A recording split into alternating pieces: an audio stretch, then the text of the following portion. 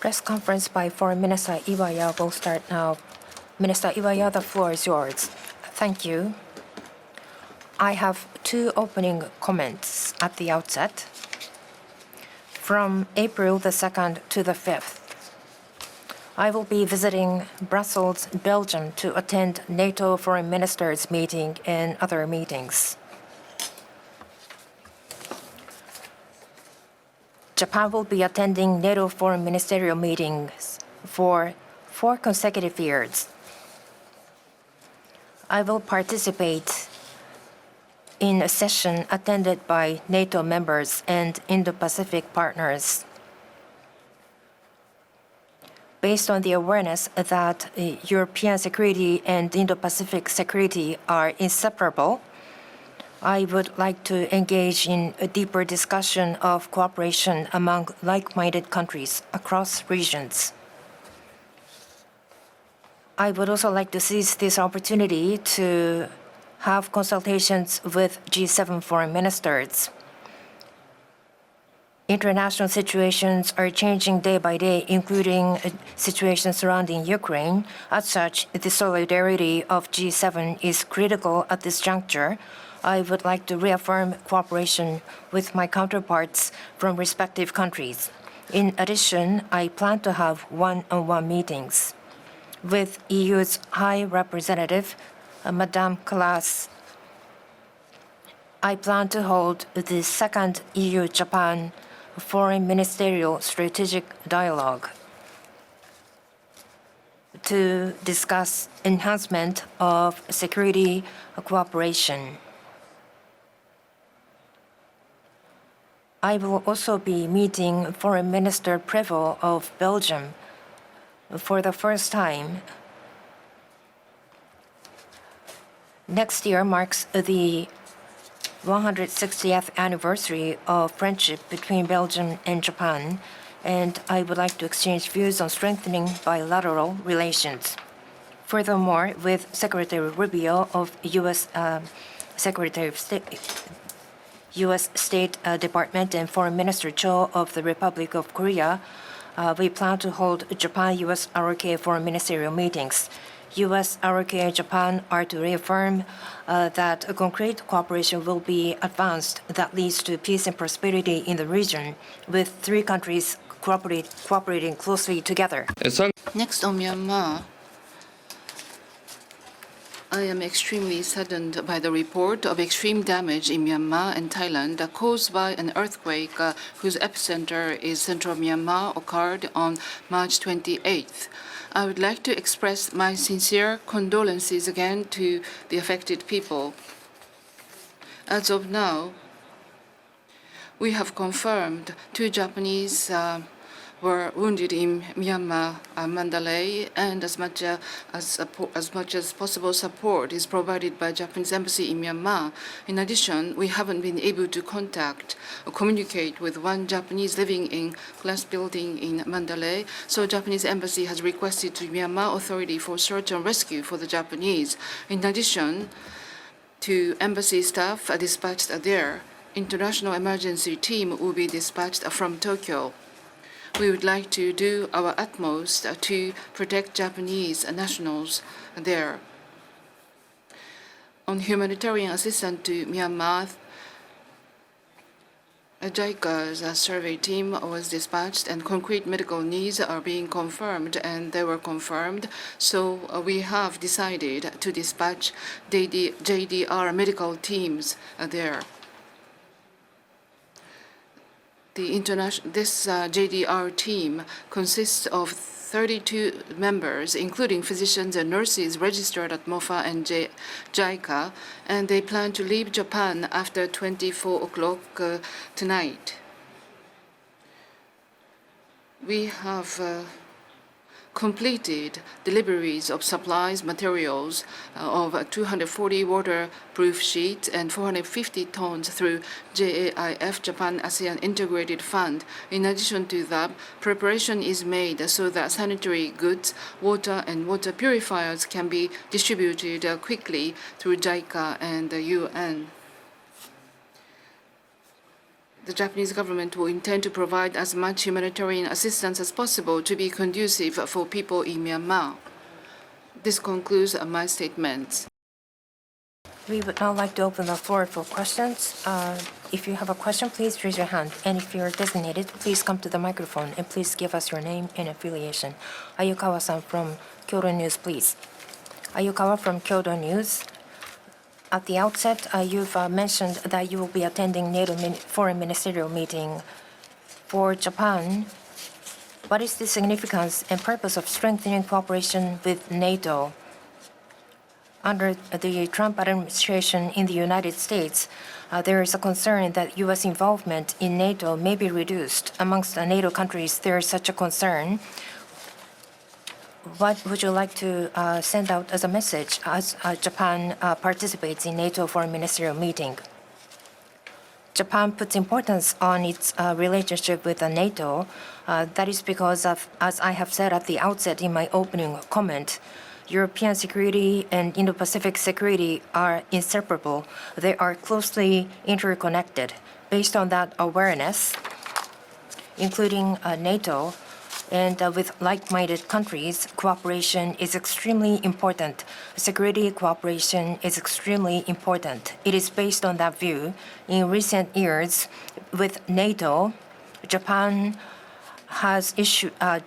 is basing under cooperative document between Japan and NATO to pursue cooperation in cyber area and other areas. NATO and Indo-Pacific partners IP4, Korea, Japan, New Zealand, Australia are also deepening cooperation. As I mentioned earlier, at the NATO Foreign Ministerial, Japan will be attending for 4 consecutive years. In IP4 partner session regarding aggression by Russia in Ukraine and a unilateral attempt to change the status quo by force and maintenance and strengthening of international order based on rule of law, we would like to affirm the common understanding with NATO counterparts. And Japan-NATO IP4 cooperation discussions is also a discussion that I would like to have in depth. Next question, Chugoku Shimbun Miyano-san, please. Chugoku Shimbun Miyano, hello. So the IGEP toward the world without nuclear weapons, how would you like to utilize the proposal of the IGEP? And this should not be the final form of the nuclear deterrence. Should not be the final form of the security. What do you think about this? And this NPTW is an important treaty for the exit of the world without nuclear. However, there is no path for the exit. And do you think that we have a clear path for the abolishment of the nuclear as a result of the IGEP? Until yesterday, for 2 days, there were a meeting of IGEP for the world without nuclear weapons. At the 6th final meeting, I attended and I made remarks at that meeting. And this time, from this IGEP, this proposal was issued for the 2026 NPT review conference. From a wide variety of countries, including all nuclear weapon states and NPTW state parties. Even though they participate as an individual, they attended, and given the very severe international environment, after the sincere discussion of 2.5 years, this proposal was compiled. Toward the next year's NPT review conference, I believe this proposal would mark a significant meaning in order to increase the momentum of the international area for nuclear disarmament. Yesterday, report was made to Prime Minister Ishiba. As for the Japanese government, As to the nuclear deterrence and as to the path for nuclear weapon disarmament, there are various discussions, and the proposal received this time would be serve as the foundation for the future discussion that could be referred by various countries. And your question, the nuclear deterrence will not be the final form of the security. As to this point included in the proposal is that we think that we should secure security, including nuclear deterrence, and at the same time we want to aim for the world without nuclear weapons at the same time. So they are not contradictory to each other vis-a-vis our government policy. My personal view is that in the future, nuclear deterrence should not be the final form of security. We should go beyond that, and we should move the path toward realizing the world without nuclear weapons. I think that's what the proposal says. As for the Japanese government, we hope that there will be discussion at the international community based on this proposal. So including the next NPT review conference, we want to promote more practical and realistic initiatives. Ayukawa-san from Kyoto News, please. A follow-up question. Second question. On your visit outside of Japan, you've also commented on a foreign ministerial meeting between Japan, U.S., and Korea. After the inception of the inauguration of Trump administration, I believe a similar meeting was held in Munich. And after a very short interval, this meeting will be held. What is the significance? And in relation to that, during your foreign visit, do you have any plans for a bilateral meeting with Secretary Rubio of the United States?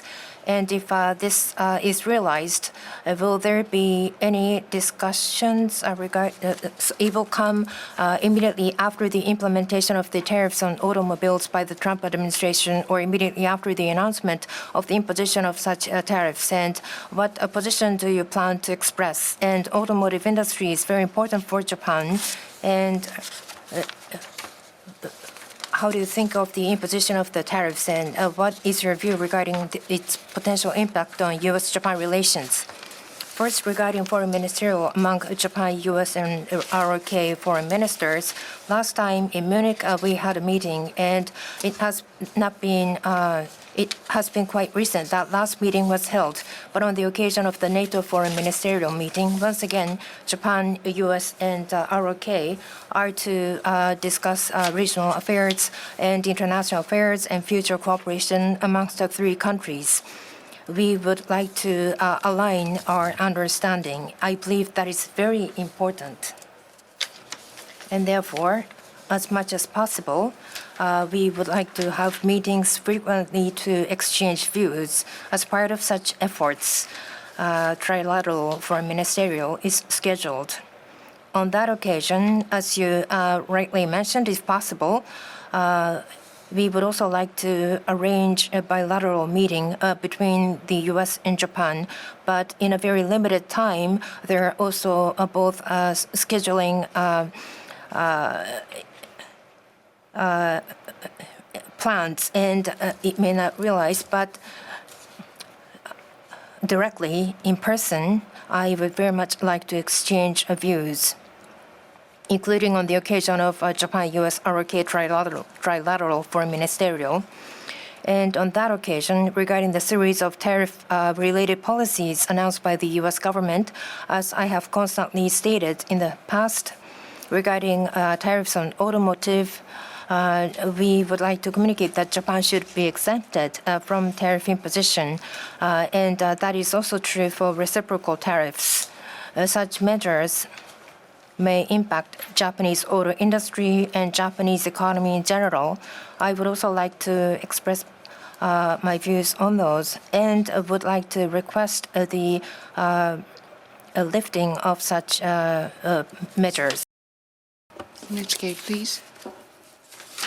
NHK Tanii, at the onset, you said when you visit overseas, G7 foreign ministerial meeting will also be held after Canada, Munich.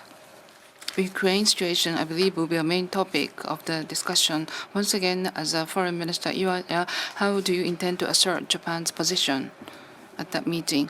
Thank you. At the onset, the NATO foreign ministerial meeting would be the venue where NATO members would gather. The G7, as for G7 foreign ministerial meeting, centering around chair presidency Canada, coordination is underway. So as of now, nothing is concretely fixed. So at any rate, taking this opportunity, among the G7 counterparts, we hope to engage in exchange of opinions and discussion. The other day in Canada, G7 foreign ministerial meeting was held, where solidarity of G7 was confirmed. So as the international situation rapidly changes, once again, the importance of solidarity of G7 is what we would like to confirm once again. Any other questions? If not, we would like to conclude today's press conference. Thank you very much. Thank you for joining.